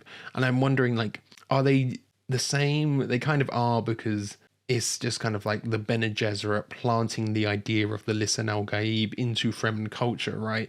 But part of me was thinking, could Paul be one and not the other? Because the prophecy is the Lisan Al Gaib will liberate Fremen and will liberate Arrakis, which it feels like Paul has done, but at expense for this holy war. So is it like he is the Lisan Al Gaib, but he isn't the Kowitz Haderach, and he isn't like chosen one of the Bene Gesserit, or like he isn't either, because there is the bit where Jamis, we get a vision and it's Jamis saying Paul Atreides must die for the Kowitz Haderach to be born or to rise. And I feel like that could be interpreted two ways. You could interpret that literally, and, you know, in the future, there will be a new chosen one who takes down Paul, and that is the true chosen one. Or you could think of that metaphorically, and it's a bit of like an ego death moment for Paul, and Paul has to, you know, kind of kill himself. It's like getting rid of your inner self to take up this role. You know, I feel like that's two interpretations there. Either one could be true as far as I know. And, you know, part of the prophecy with the Lisan Al Gaib is Paul will return the planet to its like lush paradise, will bring back the trees, will bring everything back. And I'm like, that could happen. That could still be part of the prophecy, but it could be the case that it happens at the cost of everything else. You know, the rest of the universe is in shambles, but Arrakis is fine. You know, that could still be the case. You know, the prophecy might not exactly be broken there. The prophecy just didn't have the detail that the rest of the universe is in shambles. And then also, I know the third film is going to be called Dune Messiah, an adaptation of the second book. Obviously, it's got Messiah in the name, and I don't know if it's now following Chani and how much of a time skip there could be, because I could see like a good 10 years of Paul being emperor before Chani's like gathered an army to take him down or something like that. That's kind of the vision I have for the future. But if the next one is called Messiah, is the title not referring to Paul, and the actual Lisan Al Gaib, the actual chosen one, the actual Kowitz Haderach has actually shown up and is there to take down Paul? obviously I said before, I could see it being Chani, the one who eventually does take down Paul or kill Paul, but then, you know, that makes the kind of prophecy is that it's going to be a man who comes along and is the Messiah, is the chosen one, but that could be like a mistranslation, misinterpretation of the text, and that really depends on, you know, this legend of the chosen one, how much it is actually fabricated, how much the Bene Gesserit have like fabricated that. I'm not really sure. You know, it's kind of like part of their religious text, but we see how much they manipulate things, and there's a lot of like confirmation bias with Paul being the Lisan al Gaib. You know, how much of this prophecy is an actual prophecy and how much of it is solely just Bene Gesserit propaganda.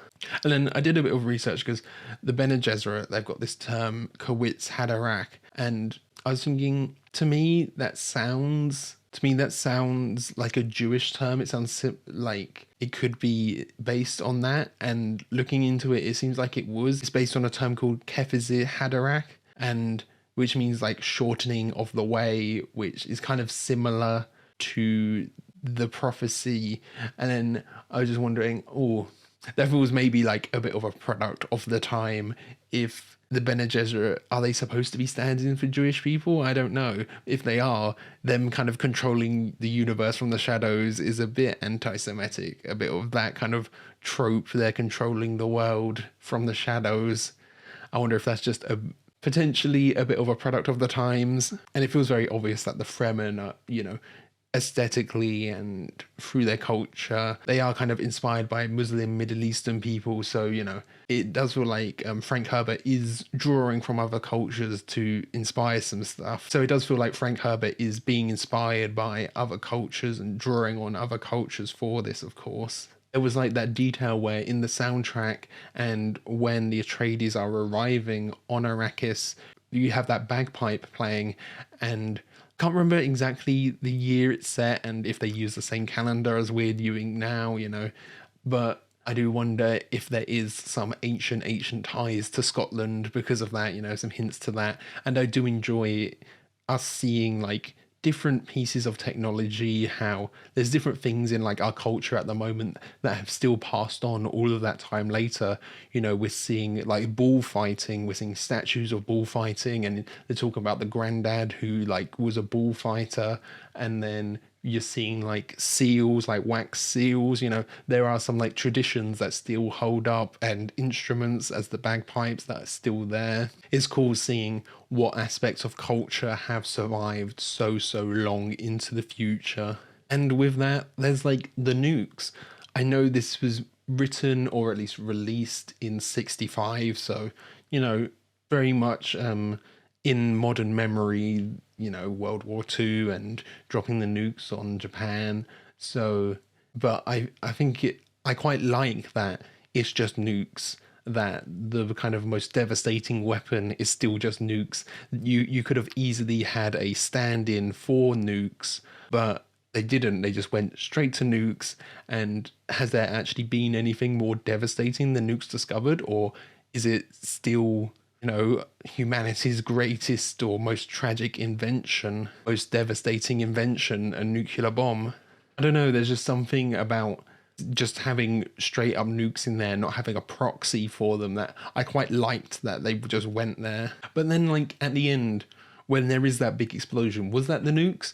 Because they either were they must have like engineered them, had some, you know, still some advancements, because that whole area would be radioactive. And I don't know if that was just a regular bomb that went off at the end, because at first I was like, oh, okay, yeah, they have fired the nukes and they're blowing up this whole, you know, that huge piece of rock. But then I'm like, well, there wasn't a mushroom cloud. Have they like engineered it or engineered away the radioactivity somehow, if that's even possible?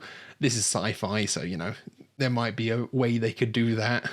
And then one thing I think this film does better than part one is there's some moments here that are like really visually striking that I really enjoyed. Like we had the extremely orange bit with the eclipse, and you had the black sun being a bit experimental, using like the infrared cameras, having the black sun, the black and white portion on That was the Harkonnen planet, wasn't it? With Fred Rafa doing his like gladiator arena. I thought those moments were like really visually striking. You know, even though the first one is still a very good looking film, those moments really stand out, I think, because, you know, they're kind of opposites. One is just so saturated, that gorgeous orange, and then the other, you've got that black and white, but this super harsh black and white that they, because they've used these special cameras, really cool stuff. And then still on the visuals, the production design I really like as well. You can kind of tell the difference between the Harkonnen architecture and the Fremen architecture, and yeah, you can just, there's like a visual distinction between everything. They've all got, you know, different inspirations. A lot of Arrakis is very brutalist, big monolithic structures that make sense in the desert. You've got Arrakis, like the capital city, and there's a lot of sloped buildings, kind of referencing back to pyramids. And my idea would be, it makes sense because you've got the slopes, so sand can just like slide off. That makes a bit of sense. And then the Harkonnen, they've got these like balloon-like ships and crafts that have these big inflatable sections that are really cool. And then when the Harkonnen come back to Arrakis, there's this bit where you see some Harkonnen architecture kind of taking over the architecture that's already there, and it feels very H.R. Geiger-esque when you look at some of the details on all of the design. And then you have like the Emperor showing up in his sleek, shiny, round ship that we see a little bit of in the first film, but the one he shows up in this one, that isn't just like his convoy, that isn't just his messenger. This one is like super slick and shiny and super reflective. It was really cool as it was coming in, and you're seeing all the reflections come off of it. Really cool stuff. I did really enjoy the production design in everything. And I know, you know, Dune is considered one of these classic pieces of literature now, and I can see how it has influenced other things. I think Star Wars is like a huge one, of course. It influenced so much of Star Wars. Paul very much mirrors Anakin in a way. And then you have, like, as I mentioned, maybe a bit of inspiration going to Attack on Titan with Eren and Mikasa, depending on how it ends. And, you know, Eren, of course, having these visions of the future. That's another thing as well. And there's, like, when we had the destruction of the sacred water, there's in Avatar, the blue ones, they had the sacred tree that was destroyed by humanity, and like Jake Sully coming in and trying to integrate with the Na'vi and becoming part of their culture very much mirrors Paul. But of course we know Paul is this kind of darker twist on it, this warning over the cult of personality a bit as well, whereas Jake Sully is more of just almost just a straight up white savior at that point. But one thing I do have to say is, like, comparing it to that moment of the kind of tree of life, the great tree, Awa, being destroyed in the first Avatar film, compared to everything being destroyed in this film, and we see the sacred water, you know, get destroyed.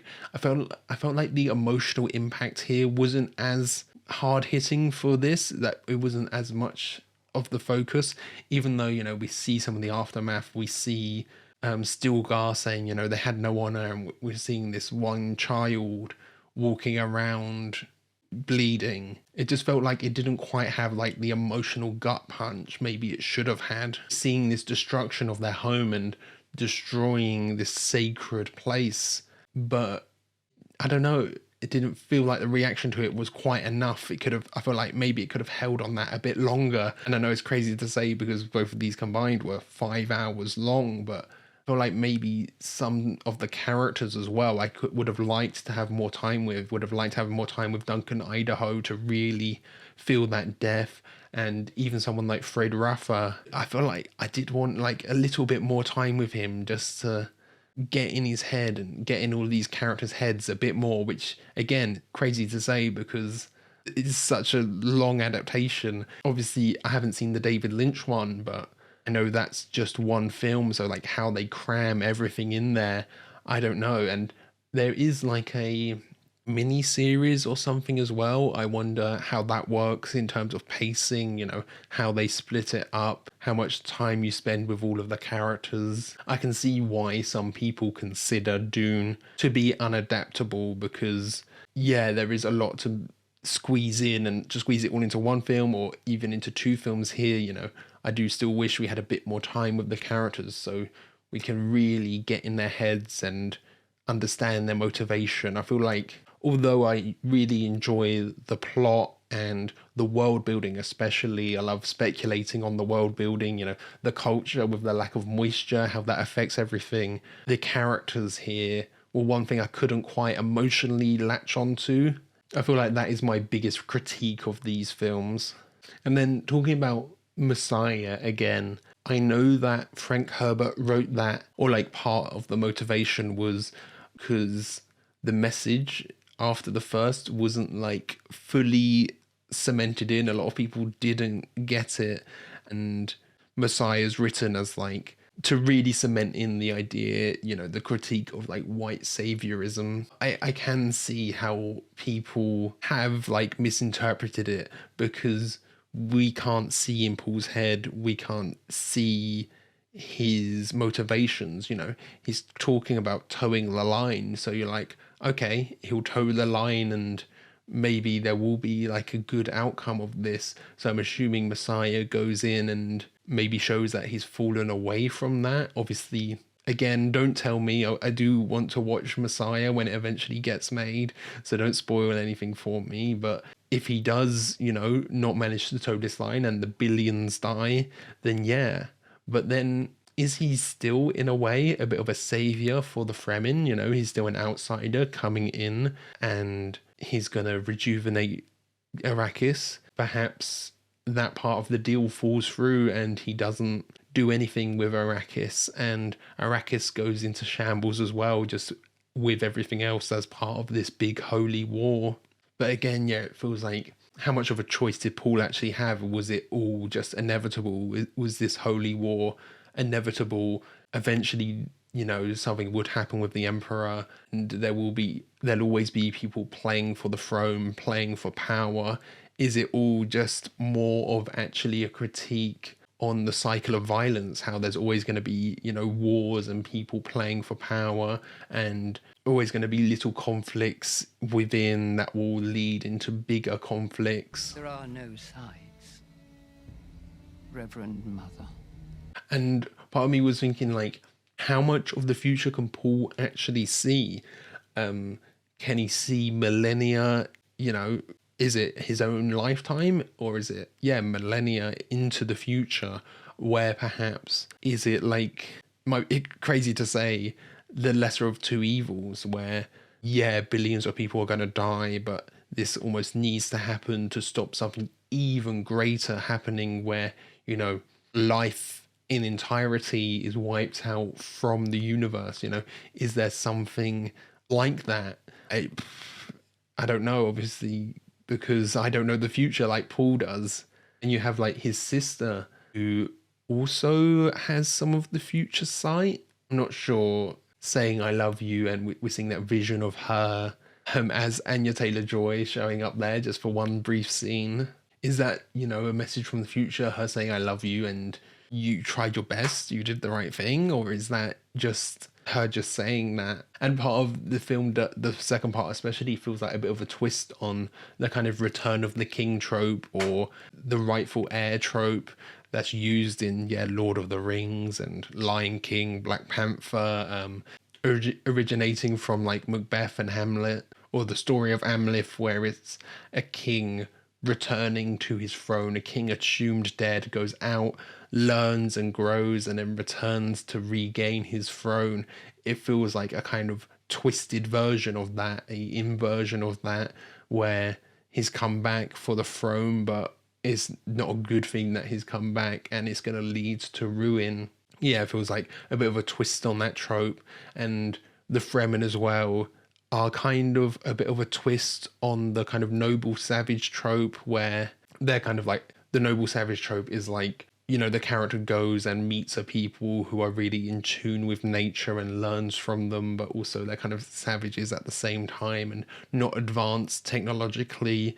But the Fremen are a little bit of a inversion of that as well, because the Fremen do have some really great technology. They've got the steel suits, they've got the sand thumpers, they've got the sand condensers, you know, they've built all of this great technology. So in that way they are kind of an inversion of that trope, but in some other ways they do still kind of fill that role, filling the role with the connection to Paul and filling the role in terms of them being quite savage and brutal as fighters. They're known for their fighting ability, and obviously, you know, they have this mythos and this connection with the desert, the connection with the Shai Halud, and, you know, these we hear about the Jinn, these sand spirits, you know, they're very much in tune with the culture and the planet as well. So yeah, you can really see Frank Herbert's inspirations, but who he later on inspired too. So I think that's everything. Thank you for watching. If you enjoyed this, be sure to leave a like, comment your thoughts down below, and if you really loved it, be sure to subscribe so you can keep up to date on all future uploads. So yeah, thanks for watching. See you guys later.